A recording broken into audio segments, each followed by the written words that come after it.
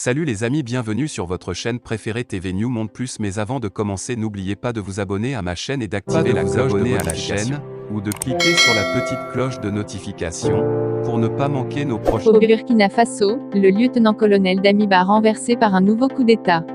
La junte dirigée, depuis le vendredi 30 septembre, par le capitaine Ibrahim Traoré, peu connu de la population, devra faire face à la poussée djihadiste que connaît le pays. Article réservé à le lieutenant-colonel Paul-Henri Sandaogo Damiba, devenu président du Burkina Faso après un coup d'État en janvier, le 2 mars 2022, à Ouagadougou.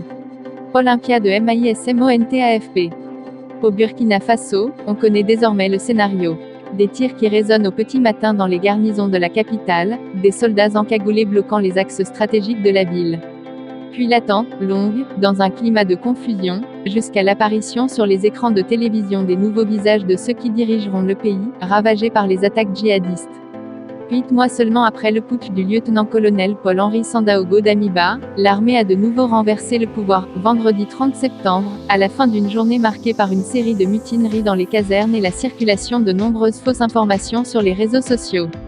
À 20h locale, le flou a été dissipé lorsqu'une quinzaine de soldats en treillis, certains avec le visage masqué, ont annoncé l'éviction du chef de la junte et la dissolution du gouvernement.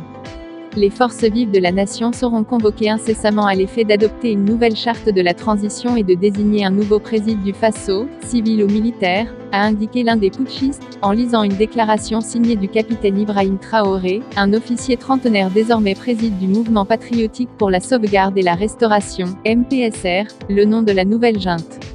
Un coup inopportun. Les putschistes ont également annoncé la suspension de la Constitution, l'instauration d'un couvre-feu de 21h à 5h du matin, ainsi que la fermeture des frontières, jusqu'à nouvel ordre. Dans un communiqué publié dans la soirée, la communauté économique des États de l'Afrique de l'Ouest a condamné avec la plus grande fermeté le nouveau coup de force de l'armée au Burkina Faso, le jugeant inopportun, alors qu'un consensus avait permis de fixer un retour à l'ordre constitutionnel en 2024. Vendredi, les habitants de la capitale ont eu l'impression de revivre une scène familière. Le 24 janvier, un groupe de militaires avait renversé le président Roch-Marc Christian Kaboré, élu démocratiquement mais incapable d'endiguer la flambée des attaques terroristes dans le pays au cours des 7 années précédentes.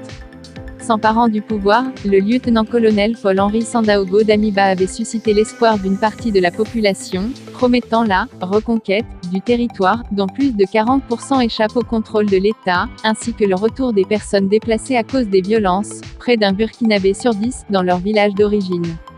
Selon le communiqué d'Ibrahim Traoré, des propositions visant à une réorganisation de l'armée, pour la rendre plus efficace sur le terrain, auraient été proposées au lieutenant-colonel Damiba, qui les a